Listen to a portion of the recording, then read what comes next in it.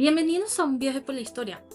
Hoy vamos a explorar uno de los momentos más decisivos del siglo XX, el final de la Primera Guerra Mundial, también conocida como la Gran Guerra. Entre 1914 y 1918, el mundo fue testigo de un conflicto como nunca antes. Millones de muertos, destrucción sin precedentes y una transformación global. Pero, como todo, llegó a su fin. ¿Qué llevó a las naciones a ponerle un punto final? ¿Qué significó el 11 de noviembre de 1918 y cómo ese día cambió la historia? Prepárense para una lección de historia que no olvidarán.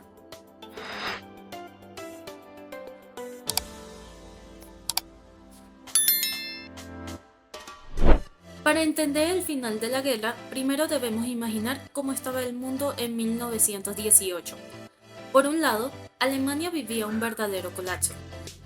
Tras 4 años de lucha en múltiples frentes, el ejército estaba agotado, las reservas de alimentos se habían esfumado y su población sufría las consecuencias de un bloqueo naval que los aliados mantenían desde hacía años.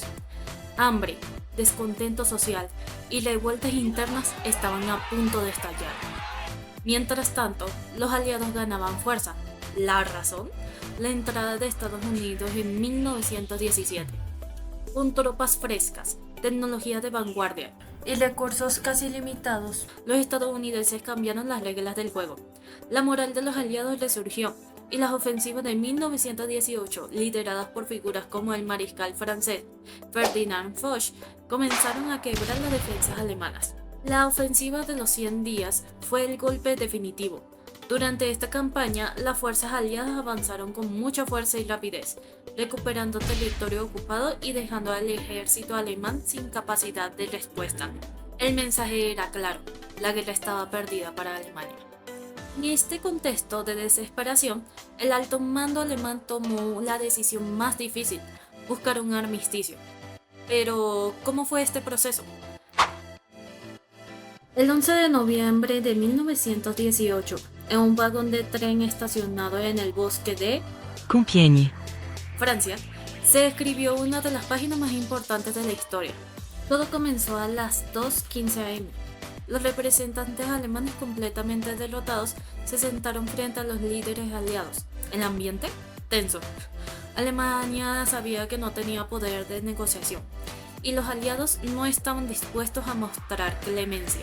Tras 3 horas de deliberaciones, se firmó un documento de 18 artículos que dejó muy claras las condiciones: cese inmediato de los combates, retirada total de las tropas alemanas de los territorios ocupados, desarme del ejército alemán, incluyendo la entrega de tanques, aviones y artillería pesada, renuncia a los territorios ocupados y bases estratégicas claves.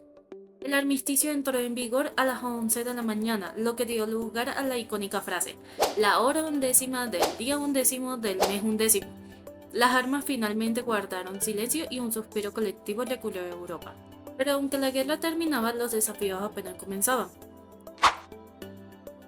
El fin de los combates no significó el fin de los problemas. La Primera Guerra Mundial dejó cicatrices profundas, tanto físicas como sociales. Más de 20 millones de personas murieron y millones más quedaron heridas o desplazadas. Las principales economías europeas estaban devastadas, ciudades, fábricas y campos quedaron arrasados.